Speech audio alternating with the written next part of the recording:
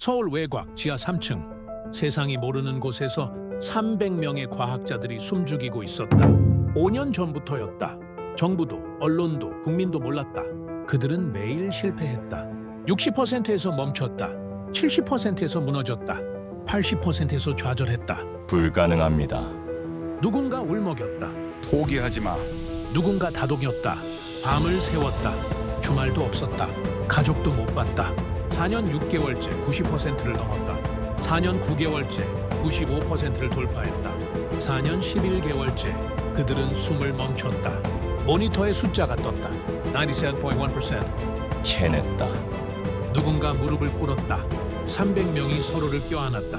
울었다. 웃었다.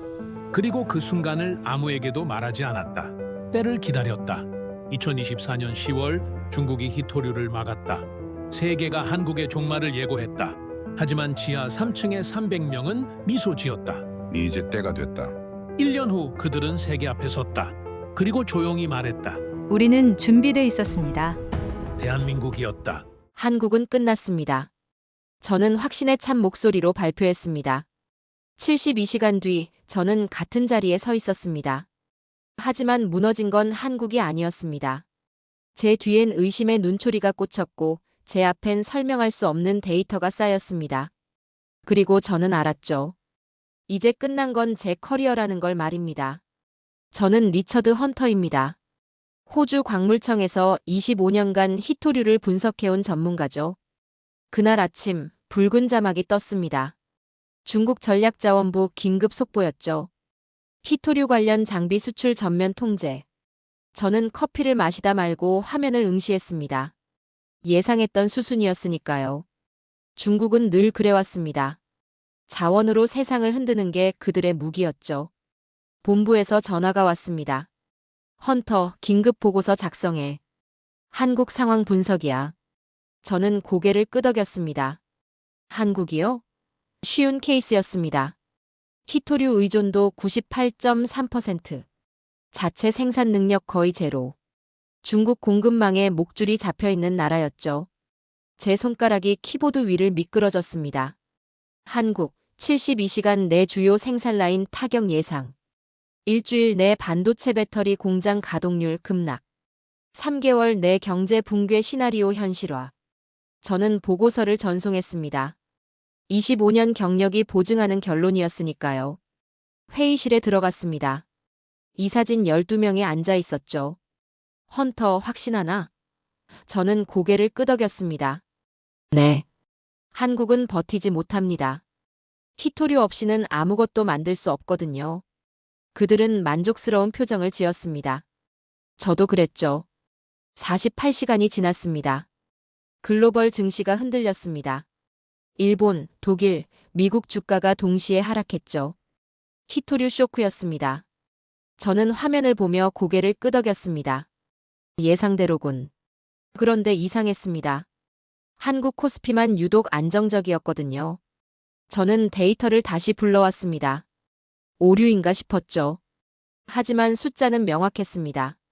서울 증시 변동률 0.7%, 도쿄 마이너스 4.2%, 프랑크푸르트 마이너스 3.8%, 뉴욕 마이너스 5.1%. 왜 한국만 멀쩡한 겁니까? 72시간째 저는 모니터 앞에 앉아 있었습니다. 손에 땀이 났죠. 한국 주요 기업들의 생산 데이터를 확인했습니다. 삼성, LG, SK 모두 정상 가동 중이었습니다. 어떻게요? 히토류 공급이 끊겼는데 말입니다. 제 전화기가 울렸습니다. 베이징 정보망이었죠. 헌터 이상해. 서울에서 뭔가 움직이고 있어. 목소리가 떨렸습니다. 25년 현장을 누빈 정보원의 목소리가요. 뭐가 움직인다는 겁니까? 모르겠어. 하지만 확실한 건 그들이 뭔가 숨기고 있다는 거야. 일주일이 지났습니다. 저는 회의실에 다시 불려갔습니다. 이번엔 분위기가 달랐죠. 헌터, 설명 좀 해보게. 한국이 왜 안 무너지지? 저는 입술을 깨물었습니다. 재고를 쓰고 있는 겁니다. 곧 바닥날 겁니다. 하지만 제 목소리엔 확신이 없었습니다. 2주째 저는 잠을 잘 수 없었습니다. 한국 데이터가 머릿속을 떠나지 않았거든요. 생산량은 그대로인데 히토류 수입은 제로. 물리적으로 불가능한 일이었습니다. 뭔가 제가 모르는 변수가 있었습니다. 그때였습니다. 암호화된 메시지가 떴습니다. 출처 불명이었죠. 딱 네 단어였습니다. 솔 해즈 잇. 서울이 그걸 갖고 있다. 대체 뭘 말하는 겁니까? 저는 의자에서 일어났습니다. 손이 떨렸죠. 25년 경력 동안 이런 적은 없었습니다. 제 예측이 이렇게 빗나간 적이요. 저는 창밖을 바라봤습니다. 퍼스의 하늘은 맑았지만 제 마음은 폭풍우였습니다. 상사에게 보고했습니다. 서울로 가야 합니다. 직접 확인하겠습니다. 그는 고개를 끄덕였죠. 가게. 그리고 진실을 밝혀내. 저는 고개를 숙였습니다. 진실이요? 저는 이미 진실을 두려워하고 있었습니다. 비행기표를 예매했습니다. 인천행. 72시간 전 저는 한국이 무너질 거라 확신했습니다. 하지만 지금 저는 알고 있었습니다. 무너진 건 한국이 아니라는 걸 말입니다. 가방을 쌌습니다. 노트북, 보고서, 샘플링 장비. 그리고 제 25년 경력이 담긴 자존심도 함께 넣었죠. 서울에서 제가 무엇을 발견하게 될지 그땐 몰랐습니다. 하지만 한 가지는 확실했습니다. 이건 단순한 출장이 아니었습니다. 전쟁이었습니다. 인천공항에 도착했습니다. 새벽 6시였죠. 공항은 조용했지만 그 조용함이 오히려 불안했습니다. 사람들은 태어났거든요. 나라가 무너진다는 제 예측 따윈 아무도 모르는 듯 했습니다. 입국 심사를 통과했습니다. 심사관이 제 여권을 보더니 물었죠. 방문 목적이요? 비즈니스입니다. 저는 짧게 대답했습니다. 거짓말은 아니었죠. 다만 전부를 말하지 않았을 뿐입니다. 호텔로 가는 택시 안에서 창밖을 바라봤습니다. 서울은 평온했습니다. 출근하는 사람들, 문을 여는 가게들, 달리는 버스들. 위기의 흔적은 어디에도 없었죠. 이상했습니다. 너무 이상했습니다. 호텔 체크인을 마치고 방에 들어갔습니다. 노트북을 켰죠. 한국 뉴스를 검색했습니다. 히토류 수출 통제, 한국 정부 영향 제한적 발표. 제 눈썹이 올라갔습니다. 영향 제한적이라고요? 말도 안 되는 소리였습니다. 오전 10시 공식 일정이 시작됐습니다. 무역협력 사절단 자격으로 산업통상자원부 브리핑에 참석했죠. 회의장엔 각국 기자들이 가득했습니다. 모두 같은 질문을 기다리고 있었습니다. 장관이 단상에 올랐습니다. 중년의 남성이었죠. 표정은 담담했습니다. 저는 앞쪽 자리에 앉아 그를 관찰했습니다. 긴장한 기색이 있나 살피려고요. 하지만 없었습니다. 브리핑이 시작됐습니다. 중국의 히토류 수출 통제 조치에 대한 우리 정부의 입장을 말씀드리겠습니다. 장관의 목소리는 평온했습니다. 제 심장은 빨라졌죠. 드디어 진실이 나오는 겁니까? 외신 기자가 손을 들었습니다. 장관님, 한국 제조업의 히토류 의존도는 98% 이상입니다. 중국의 수출 통제가 경제에 미치는 영향은 없습니까? 바로 제가 궁금했던 질문이었습니다. 장관이 마이크를 잡았습니다. 그리고 말했죠. 없습니다. 딱 3글자였습니다. 회의장이 얼어붙었습니다. 저도 숨이 멎었죠. 없다고요? 대체 무슨 근거로 그런 말을 하는 겁니까? 기자가 다시 물었습니다. 구체적으로 설명해 주시겠습니까? 장관은 미소 지었습니다. 우리는 준비해 왔습니다. 그게 전부입니다. 더 이상의 설명은 없었죠. 브리핑은 15분 만에 끝났습니다. 저는 자리에서 일어날 수 없었습니다. 준비해 왔다고요? 대체 무엇을요? 25년간 자원을 분석해온 제가 몰랐던 준비가 뭐란 말입니까? 회의장을 나오는데 누군가 제게 다가왔습니다. 30대 초반의 여성이었죠. 헌터 씨, 맞으시죠? 저는 고개를 돌렸습니다. 누구십니까? 한서연입니다. 오늘부터 당신의 통역을 맡게 됐어요. 그녀의 눈빛이 날카로웠습니다. 통역이라기엔 너무 예리한 시선이었죠. 저는 경계했습니다. 통역이요? 제 영어가 유창한데요. 그녀가 웃었습니다. 알아요. 하지만 한국어는 모르시잖아요. 커피숍으로 자리를 옮겼습니다. 뜨거운 아메리카노가 테이블 위에 놓였죠. 저는 그녀를 관찰했습니다. 당신 단순한 통역이 아니군요. 그녀는 컵을 들며 대답했습니다. 당신도 단순한 무역 사절이 아니잖아요. 저는 미소 지었습니다. 들켰군요. 조사하러 왔습니다. 솔직히 말하자면요. 그녀는 고개를 끄덕였죠. 알아요. 당신 보고서 읽었거든요. 한국 72시간 내 붕괴. 인상적이더군요. 제 얼굴이 굳었습니다. 어떻게 제 보고서를요? 우린 준비해왔다고 했잖아요. 그녀의 목소리가 차가워졌습니다. 당신들이 우릴 분석하는 동안 우린 당신들을 읽고 있었어요. 저는 커피를 마셨습니다. 손이 떨렸죠. 그럼 대체 뭘 준비했다는 겁니까? 히토류 없이 어떻게 공장을 돌리는 거죠? 그녀는 잠시 침묵했습니다. 그리고 조용히 말했죠. 보여드릴까요? 제 심장이 뛰었습니다. 뭘요? 진실을요. 그녀가 일어섰습니다. 내일 아침 8시 호텔 로비에서 만나요. 직접 확인하고 싶으시다면요. 저는 그녀의 뒷모습을 바라봤습니다. 진실이라고요? 25년간 저는 데이터로 진실을 봐왔습니다. 하지만 지금 저는 알 수 없었습니다. 제가 보게 될 진실이 제 인생을 어떻게 바꿀지 말입니다. 호텔로 돌아왔습니다. 창밖으로 서울의 야경이 보였죠. 불빛들이 반짝였습니다. 저는 중얼거렸습니다. 준비해왔다. 대체 무엇을요? 노트북을 열었습니다. 한국 관련 자료를 다시 검색했죠. POSTCH, KAIST, 지속 가능 소재 연구단. 낯선 이름들이 눈에 띄었습니다. 제가 놓친 게 있었습니다. 분명히 있었습니다. 새벽 2시, 저는 잠들 수 없었습니다. 한서현의 말이 머릿속을 맴돌았거든요. 우린 준비해왔어요. 그 말 속에 뭔가 있었습니다. 확신이 있었죠. 침대에 누웠습니다. 천장을 바라봤습니다. 내일이면 알게 되겠죠. 서울이 숨기고 있는 것이 무엇인지. 그리고 제 예측이 왜 빗나갔는지 말입니다. 하지만 한 가지는 확실했습니다. 내일 이후 저는 더 이상 예전의 리처드 헌터가 아닐 거라는 것. 뭔가 거대한 것이 제 세계를 흔들 준비를 하고 있었습니다. 저는 눈을 감았습니다. 그리고 기다렸죠. 진실이 오기를 말입니다. 오전 8시 호텔 로비에 내려갔습니다. 한서현이 이미 와 있었죠. 준비되셨어요? 저는 고개를 끄덕였습니다. 솔직히 말하면 준비됐는지 잘 모르겠었습니다. 차에 올랐습니다. 목적지는 말해주지 않았죠. 서울 외곽으로 향했습니다. 30분쯤 달렸을까요? 주변이 점점 한적해졌습니다. 차는 거대한 건물 앞에 멈췄습니다. 보안이 심상치 않았죠. CCTV가 곳곳에 있었고 경비원이 철저히 검문했습니다. 신분증을 제출했습니다.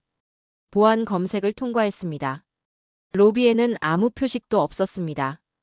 회사 이름도 로고도 없었죠. 엘리베이터에 탔습니다. 한서현이 카드를 찍었죠. 지하 3층. 문이 닫히자 침묵이 흘렀습니다. 저는 숨소리조차 조심스러웠습니다. 문이 열렸습니다. 그리고 저는 얼어붙었죠. 거대한 공간이었습니다. 하얀 가운을 입은 연구원들이 수십 명 보였습니다. 거대한 금속 장비들이 웅웅거리며 가동되고 있었죠. 벽면에 표식이 보였습니다. K, I, 지 코리언 인디펜던트 레어 마이너스 어스 프로젝트. 한국 독립 히토류 프로젝트? 저는 숨이 막혔습니다. 이게 바로 솔 해즈 2세 정체였습니까? 한 연구원이 다가왔습니다. 박진입니다. POSTCH 소재공학 교수죠. 악수를 청했습니다. 저는 멍하니 그의 손을 잡았습니다. 여기가 대체 뭡니까? 제 목소리가 떨렸습니다. 박 교수가 미소 지었죠. 보여드리겠습니다. 그는 저를 한 장비 앞으로 데려갔습니다. 저기 보이시죠? 패자석입니다. 검은 덩어리들이 컨베이어 위를 지나갔습니다. 저걸로 뭘 하는 겁니까? 용해, 분리, 정제. 그리고 회수합니다. 네오디움을요. 저는 고개를 저었습니다. 불가능합니다. 폐자석에서 히토류 회수율은 기껏해야 60%예요. 경제성이 없습니다. 맞아요. 그가 고개를 끄덕였습니다. 작년까지는요. 그는 모니터를 가리켰죠. 숫자가 떠 있었습니다. 저는 그 숫자를 보고 숨이 멎었습니다. 97.1%. 박 교수가 조용히 말했습니다. 현재 우리의 회수율입니다. 저는 뒤로 물러섰습니다. 97%? 말도 안 됩니다. 그건 이론상으로도 거의 불가능한 수치였습니다. 어떻게요? 대체 어떤 기술로요? 5년입니다. 한서연이 말했습니다. 5년간 우리는 준비했어요. 당신들이 우릴 분석하는 동안 우린 기술을 만들었죠. 박 교수가 계속했습니다. 환경 영향은 기존 채굴 대비 90% 감소, 원가는 70% 절감됩니다. 그리고 가장 중요한 건 그가 저를 바라봤죠. 우린 더 이상 중국에 의존하지 않습니다. 제 다리에 힘이 풀렸습니다. 25년간 제가 믿어온 모든 게 무너지고 있었습니다. 자원이 힘이라고 믿었습니다. 히토류를 가진 자가 세상을 지배한다고 생각했죠. 하지만 틀렸습니다. 저는 중얼거렸습니다. 혁명입니다. 박 교수가 미소 지었습니다. 이제 아시겠어요? 왜 우리가 무너지지 않았는지요? 그때였습니다. 갑자기 경보음이 울렸습니다. 붉은 경고등이 번쩍였죠. 연구원들이 긴장한 표정으로 달려갔습니다. 무슨 일입니까? 저는 물었습니다. 한서연의 얼굴이 굳었습니다. 보안 시스템 이상 감지입니다. 그녀가 저를 돌아봤죠. 그 눈빛엔 의심이 있었습니다. 혹시 당신? 저는 손을 들었습니다. 아닙니다. 저 아닙니다. 하지만 제 목소리는 떨렸습니다. 누군가 이곳을 노리고 있었습니다. 그리고 저는 알았죠. 이 비밀이 세상에 알려지는 순간 모든 게 바뀔 거라는 것을 말입니다. 서울의 지하가 떨리고 있었습니다. 무언가 시작되고 있었습니다. 경보음이 멎었습니다. 하지만 긴장은 사라지지 않았죠. 박 교수가 무전기를 들었습니다. 상황 보고해. 잠시 후 답이 왔죠. 외부 네트워크 침입 시도. 차단했습니다. 한서연이 저를 노려봤습니다. 당신 통신 기록 확인해야겠어요. 보안팀이 제 가방을 뒤졌고 휴대폰을 검사했습니다. 깨끗합니다. 한서연의 표정이 조금 풀렸습니다. 연구소를 나왔습니다. 차 안은 침묵이었죠. 97.1%. 그 숫자가 머릿속을 떠나지 않았습니다. 제 25년 경력이 한순간에 무의미해진 기분이었습니다. 호텔로 돌아왔습니다. 노트북을 켰습니다. 본부에 보고해야 했죠. 하지만 손가락이 키보드 위에서 멈췄습니다. 뭐라고 써야 합니까? 그들이 믿을까요? 그때 메시지가 떴습니다. 암호화된 통신이었죠. 발신자는 리나오. 중국 정보망 요원이었습니다. 헌터, 본 것을 보고하지 마. 위험하다. 저는 눈살을 찌푸렸습니다. 설명해. 제가 답장을 보냈습니다. 한국의 기술, 베이징이 알면 전쟁이다. 저는 숨이 막혔습니다. 그들은 이미 알고 있다. 아까 침입, 우리였다. 데이터 일부 빼냈다. 제 손이 떨렸습니다. 미쳤어? 왜 그런 짓을? 명령이었다. 그리고 좌표가 전송됐습니다. 내일 밤 10시 여기서 만나자. 혼자 와. 저는 의자에 기댔습니다. 리나오를 만나야 할까요? 한서연에게 알려야 할까요? 저는 이미 선택의 기로에 서 있었습니다. 밤이 깊었습니다. 잠들 수 없었죠. 창밖으로 서울의 불빛이 평화로워 보였습니다. 하지만 그 평화 아래엔 폭풍이 숨어 있었습니다. 다음 날 저녁, 저는 리나오가 보낸 좌표를 확인했습니다. 인천항이었죠. 9시 택시를 잡았습니다. 1시간 후 항구에 도착했습니다.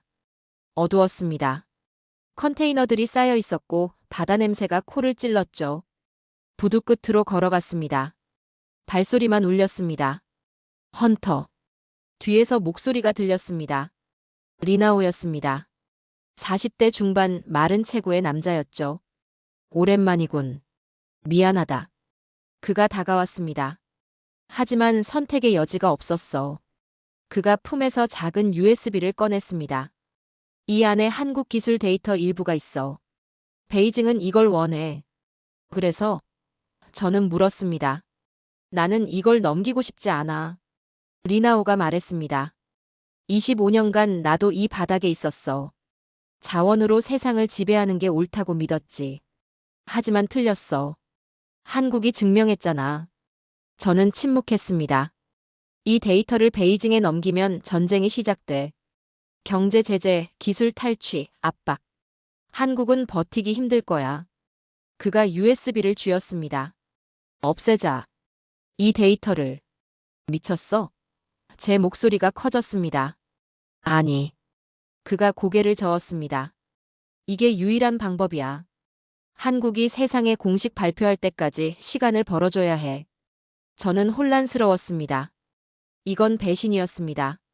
제 조국에 대한, 제 임무에 대한 배신이었죠. 하지만 동시에 옳은 일 같기도 했습니다. 선택해. 리나오가 말했습니다. 자원의 시대를 이어갈 건가 아니면 기술의 시대를 열 건가. 그때였습니다. 뒤에서 불빛이 번쩍였습니다. 꼼짝 마. 한국어였죠. 한서현이었습니다. 그 뒤로 보안 요원들이 보였습니다. 리나오가 제 팔을 잡아당겼습니다. 이리 와. 우리는 컨테이너 사이로 뛰었습니다. 총소리는 없었지만 발소리가 쫓아왔죠. 배로. 리나오가 외쳤습니다. 화물선이 가까워졌습니다. 우리는 사다리를 타고 올라갔죠. 갑판 위 리나오가 숨을 헐떡였습니다. 이제 어쩌려고? 저는 물었습니다. 그가 USB를 들어올렸습니다. 이걸 파괴해야 해. 하지만 그 순간 뒤에서 목소리가 들렸습니다. 늦었어. 한서현이 갑판에 올라왔습니다. 보안 요원 둘이 함께였죠. USB 내놔. 리나오가 뒤로 물러섰습니다. 난간 끝이었습니다. 안 돼. 그가 말했습니다. 이건 세상을 바꿀 거야. 바람이 불었습니다. 차가운 바람이었죠. 저는 두 사람 사이에 서 있었습니다. 제 손이 떨렸습니다. 25년 경력이, 제 신념이, 제 정체성이 흔들렸습니다. 그리고 저는 깨달았습니다. 이 순간이 제 인생을 완전히 바꿀 거라는 것을 말입니다. USB 내놔. 한서현이 말했습니다. 목소리는 차갑고 단호했죠. 리나오는 난간에 등을 기댔습니다. 아래론 검은 바다가 출렁였습니다. 안 돼. 리나오가 손을 들어 올렸습니다. USB가 손가락 사이에 끼어 있었죠. 이걸 넘기면 한국은 끝이야. 한서현이 한 걸음 다가섰습니다. 그건 우리가 판단할 일이에요. 저는 두 사람 사이에 서 있었습니다. 잠깐 대화로 해결합시다. 대화. 한서현이 저를 쳐다봤습니다. 헌터 씨, 당신도 공범인가요? 아닙니다. 저는 손을 들었습니다. 리나오가 저를 바라봤습니다. 헌터, 넌 이해해.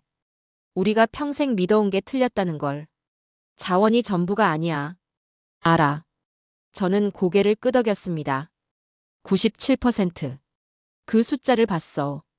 하지만 폭력은 답이 아니야. 한서현이 말했습니다. USB만 넘기면 우린 대화할 수 있어요.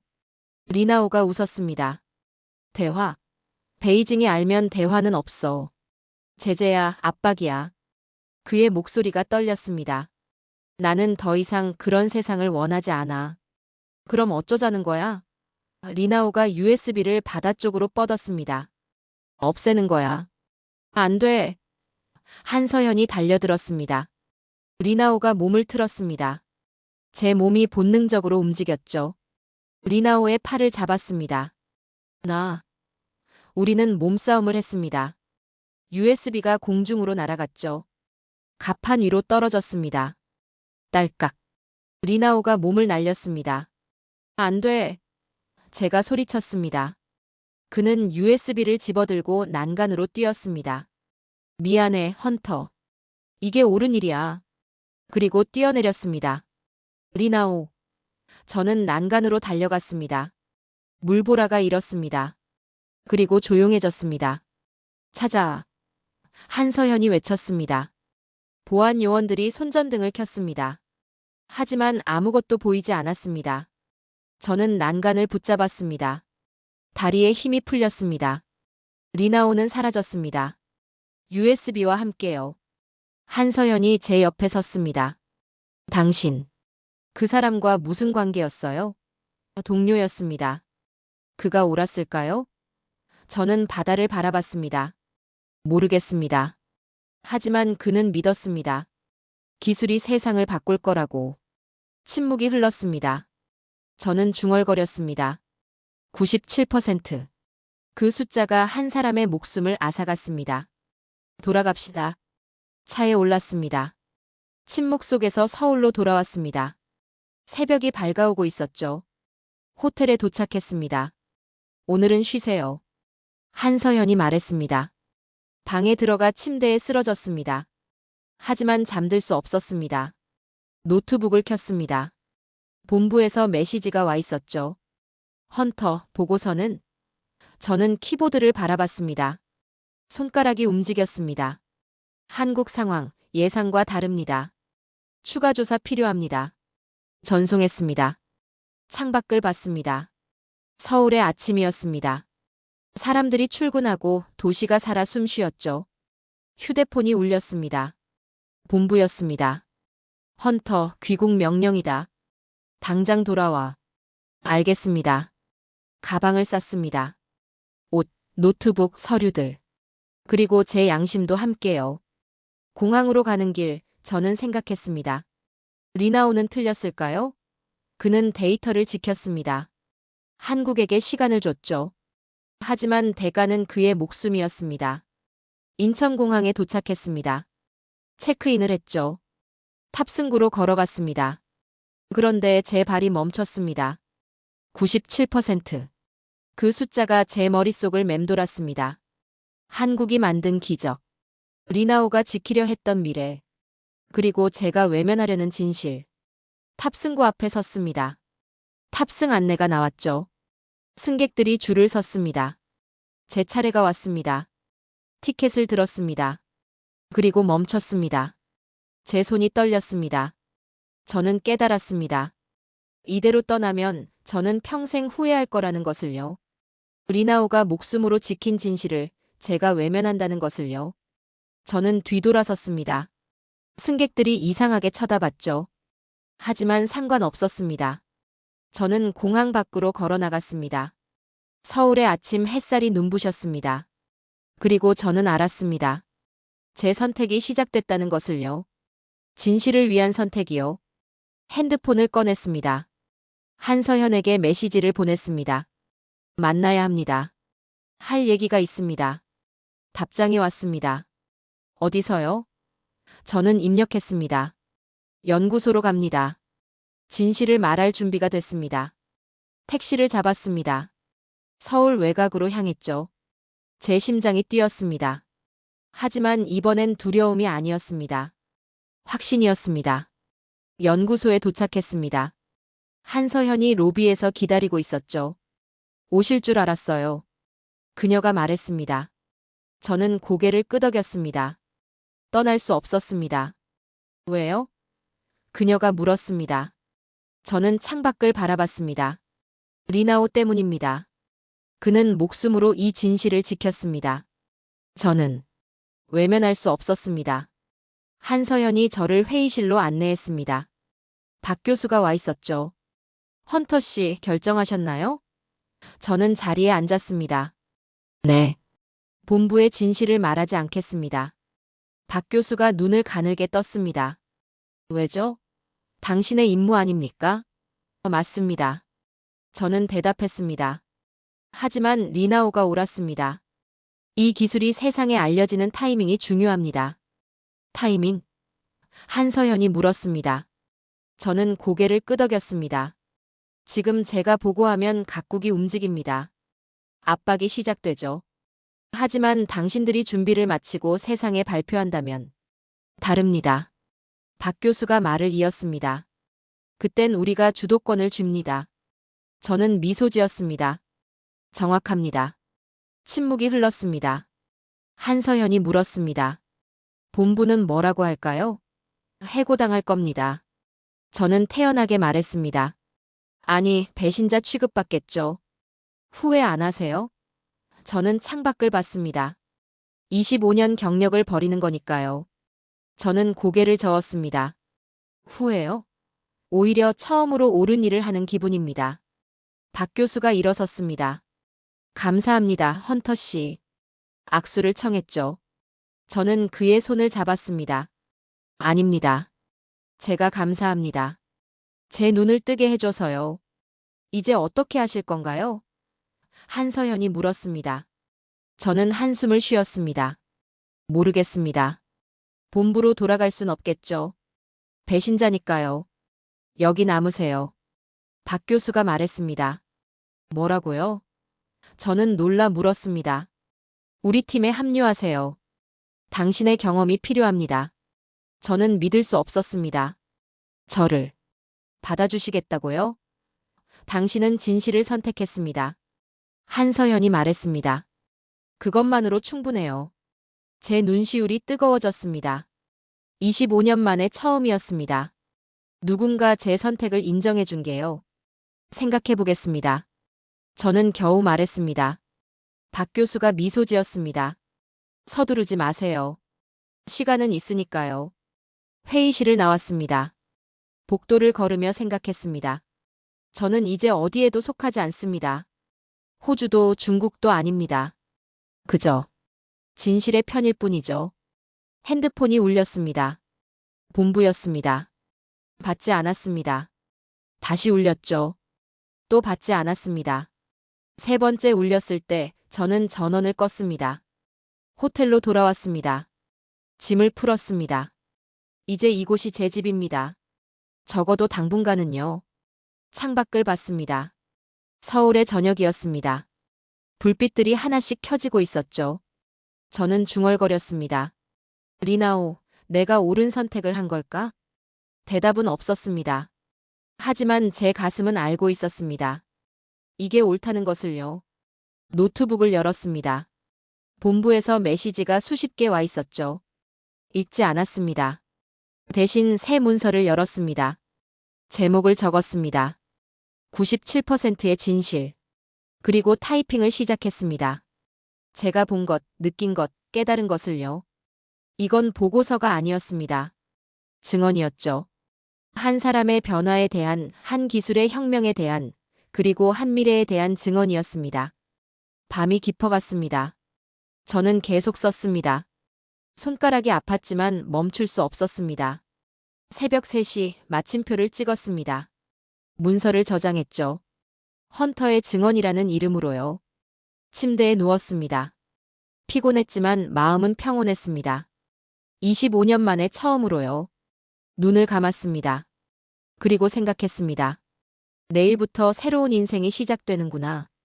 자원의 사람이 아닌 기술의 사람으로요. 아니, 정확히 말하면 진실의 사람으로요. 창밖으로 서울의 불빛이 보였습니다. 그 불빛 아래 어딘가에서 연구원들이 여전히 일하고 있을 겁니다. 97%를 넘어 99%를 향해요. 저는 미소 지었습니다. 그리고 중얼거렸습니다. 이제 시작이야. 3개월이 지났습니다. 저는 서울에 남았습니다. 박 교수 팀의 자문으로 일하고 있었죠. 호주 본부는 제 사표를 받아들였습니다. 아니, 제명시켰습니다. 상관없었습니다. 그날 아침 한서현에게서 전화가 왔습니다. 헌터 씨, 오늘입니다. 제 심장이 뛰었습니다. 드디어요? 네. 정부 발표가 있습니다. 정부 청사로 향했습니다. 기자들이 벌써 모여 있었습니다. CNN, BBC, 로이터. 전 세계 언론이었죠. 저는 뒤쪽 자리에 앉았습니다. 한서현이 옆에 앉았습니다. 긴장되세요? 저는 고개를 끄덕였습니다. 오전 10시 산업부 장관이 단상에 올랐습니다. 플래시가 터졌죠. 오늘 대한민국 정부는 중요한 발표를 하겠습니다. 회의장이 조용해졌습니다. 저는 숨을 참았습니다. 우리는 패자석에서 히토류 회수율 97.1%를 달성했습니다. 회의장이 술렁이었습니다. 기자들이 웅성거렸죠. 지금부터 실제 공정 영상을 보여드리겠습니다. 대형 스크린이 켜졌습니다. 제가 봤던 그 장면이었습니다. 패자석이 들어가고 용해되고 분리되고 정제되는 과정이요. 회수율 97.1%. 스크린에 크게 떠올랐습니다. 회의장이 폭발했습니다. 믿을 수 없습니다. 어떻게 가능합니까? 장관이 손을 들었습니다. 국제인증기관의 검증 결과도 있습니다. 서류를 들어올렸죠. 독일 TV, 미국 UL, 일본 JIS 모두 확인했습니다. 저는 박수를 쳤습니다. 회의장 곳곳에서 박수가 터져 나왔습니다. 환경 영향은 기존 채굴 대비 90% 감소, 생산 원가는 70% 절감됩니다. 장관이 계속했습니다. 한 기자가 손을 들었습니다. 중국의 반응이 궁금합니다. 장관이 미소 지었습니다. 중국 정부와는 이미 대화를 시작했습니다. 기술 협력 방안을 논의 중입니다. 협력이요? 네. 우리는 경쟁이 아닌 협력을 원합니다. 이 기술은 인류 전체를 위한 것입니다. 저는 가슴이 벅찼습니다. 이게 바로 리나오가 원했던 거였습니다. 전쟁이 아닌 협력이요. 브리핑이 끝났습니다. 저는 복도로 나왔습니다. 박 교수가 기다리고 있었죠. 헌터 씨, 봤습니까? 놀라웠습니다. 이제 시작입니다. 세상이 바뀔 겁니다. 저는 창밖을 봤습니다. 네. 바뀔 겁니다. 핸드폰이 울렸습니다. 모르는 번호였죠. 헌터입니까? 영어였습니다. 호주 억양이었습니다. 본부에서 연락합니다. 복귀 의사 있습니까? 저는 웃었습니다. 없습니다. 헌터, 당신이 옳았습니다. 우리가 잘못 봤습니다. 저는 한숨을 쉬었습니다. 늦었습니다. 저는 이미 새로운 길을 선택했습니다. 전화를 끊었습니다.